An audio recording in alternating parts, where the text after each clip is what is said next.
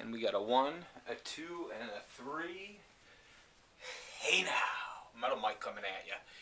And it is, Wednesday, the 19th. You got it, of November 2014. And I'm down in the cellar.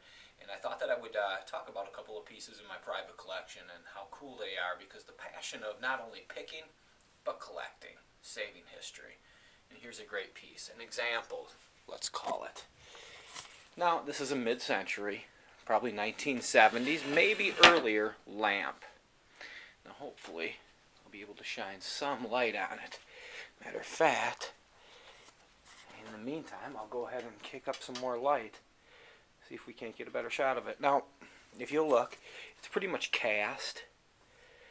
It has these hanging little lamps. 1, 2, 3. There's 4 of them. You can see right there. That's all cast metal. Right up there.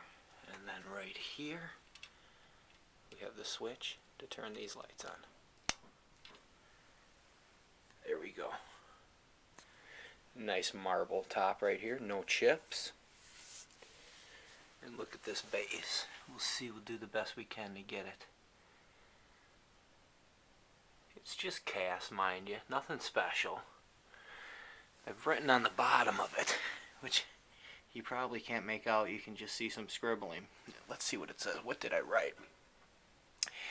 Given to me, Mike Lund, by my dear friend, Bob Dreer, 2012. Pokey. That's Bob's nickname. Now, what makes this piece cool is obviously, now let's get a view of it. Let's shut that down. What a great mood light. Beautiful table. Solid, heavy. Yes, my camera work is not the best, but a great piece. And let me tell you why. It's from a good friend. It belonged to his parents in his parents' home that I hung out there in my late 18, 19 years old, and I looked up to his parents. They both passed away. He had to clean out the estate. I helped him clean it out, and I was given that piece, and that goes into the private collection. It's got history, it's got a story, makes me feel good, because I'll never forget his house. It was just awesome. And that's what I incorporate into my collecting and have since I was a kid. And for the collectors out there, I know you guys do that too. So let's move on, right? Let's see what else can we shoot from the hip. And can I film for you and get a little story behind? Well, I guess maybe this. Let's just go right there. It's so damn dark in here, though. Let me bump a light up. See if we can't get a shot. It's basically a 1970s Kiss poster. Not the most common, but I guess if you're a Kiss fan, it's pretty common. It has a demon. Of course, what they've done is they've just simply switched Gene's head with the lizard boots that he has, and has this great poster. I remember this in the 1970s, being in Mason City, Iowa, seeing that in the store, and no money, couldn't buy it. Got it years later. I try not to have too many posters, other than my Kiss wall there, which is absurd, but is a throwback to my teen years out of respect to Kiss. So, great poster, great piece. Here's another piece I picked up off of eBay. Why? It doesn't have a ton of value, but what does it do? It motivates me. I like to have it hanging on my wall. It's frickin' cool. Picked it up cheap. I think I paid probably $10 total with shipping, maybe 15. There you go. Samantha Fox picture disc. Short shorts, cut off shirt, kapow. If that doesn't motivate you to get up out there and find that treasure, I don't know what is. Who can't have the classic, beautiful American girl, English girl hanging up? Look, here's another one, right? Let's stick on these old posters for a second. Oh, darn, we got one light out. Boy, you're getting lots of darkness in today's shoot, eh? But here's another one.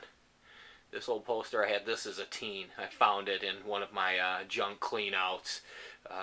Just a classic, right? TNA, all the way. I had this, heck, who knows, I was between 10 and 15 years old, maybe 17, that I had that hanging up in the room.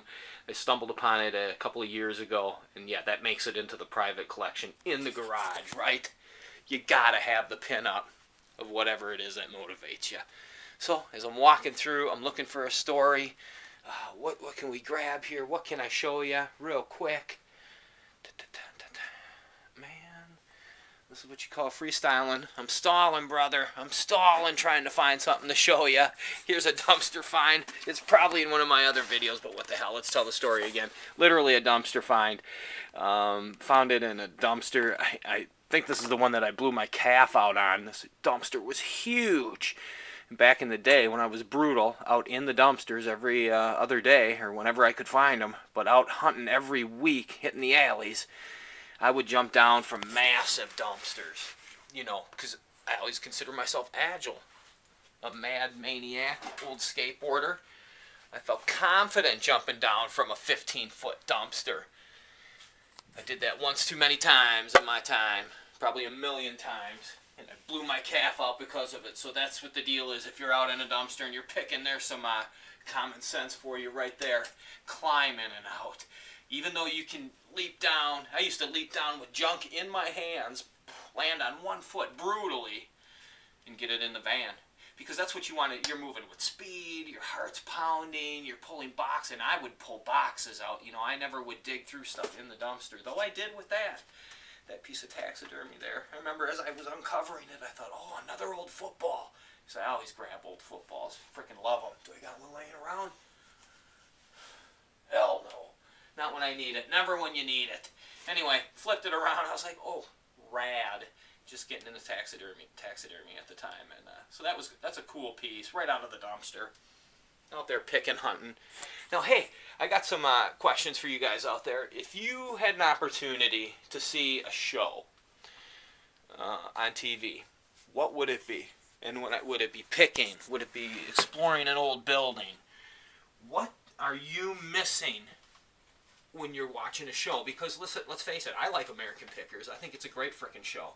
And if you'll also notice, since like 2009, 2010, there's been a flurry of shows that have hit on the cable stations, whatever the case, A&E, everyone's had them. The country stations even got frickin', they had Picking Girls, and they had these two guys that was basically American Pickers. I believe it was from Canada though, but a lot of them were good shows, but they didn't hang with them long because obviously that's burnt out now. What are you guys missing, man? What are you missing from the show like American Pickers? What do you want to see more of?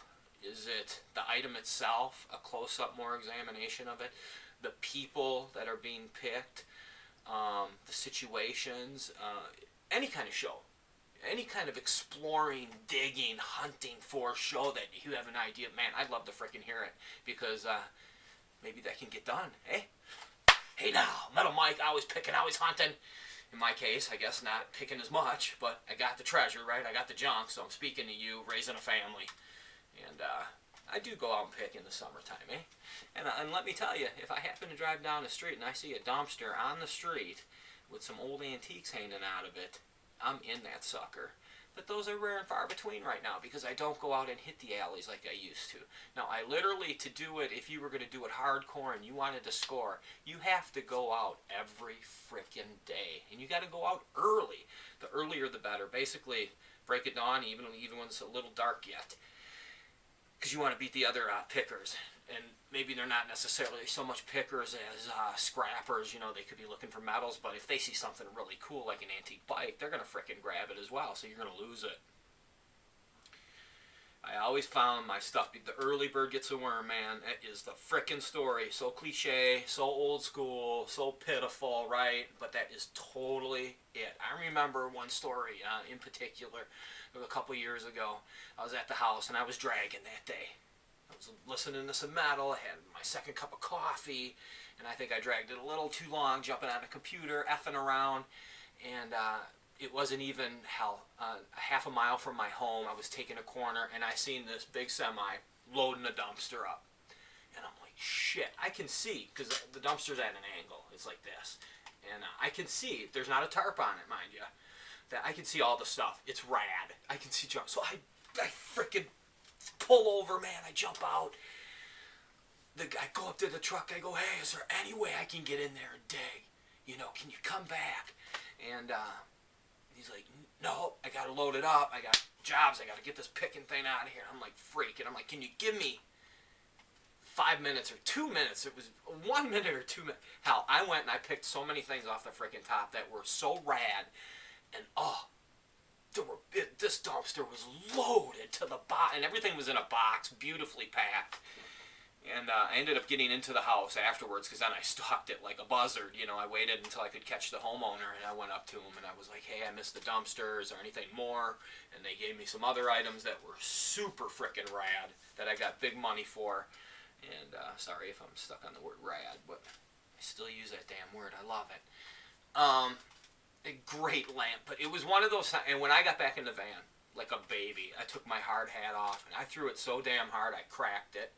I wish I knew what kind of hard hat it was, but man, I spiked that sucker in the van because I knew that I blew it by me just dragging my feet that one morning. And those are, you know, that dumpster, when I always talk about if you can get in a dumpster and score, that can set you up for a year to 2 years. You remember when you get in that dumpster and you get, those are rare opportunities when it's old stuff, and you'll know those when you see them. And you have to take every frickin' box. You have to take it all, man. You have to, or ma'am, man or ma'am. You have to take it all and load it up because it will set you up for, like I said, a year, year and a half, 2 years. So much inventory and just smalls, smalls. I have so many smalls. And what do I have into them?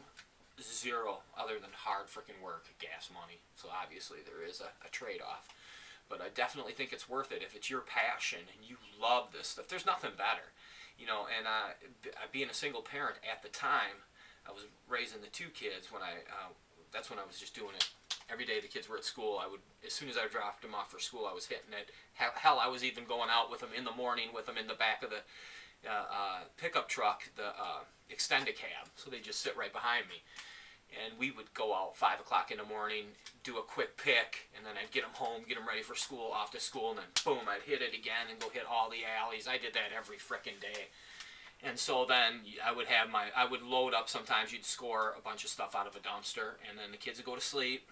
And I always put my kids to bed early because naturally, it's common sense. If you get your kids up early, they're going to be tired. They're just going to go to sleep. You're not going to have all this hanging around up late.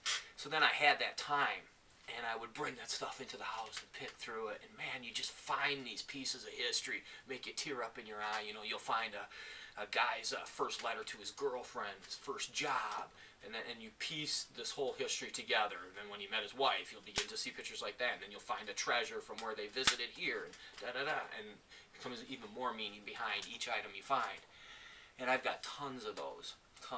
I can pull many items and tell you what house I got it from, about the man himself. And so get out there, get hunting, and don't drag your feet.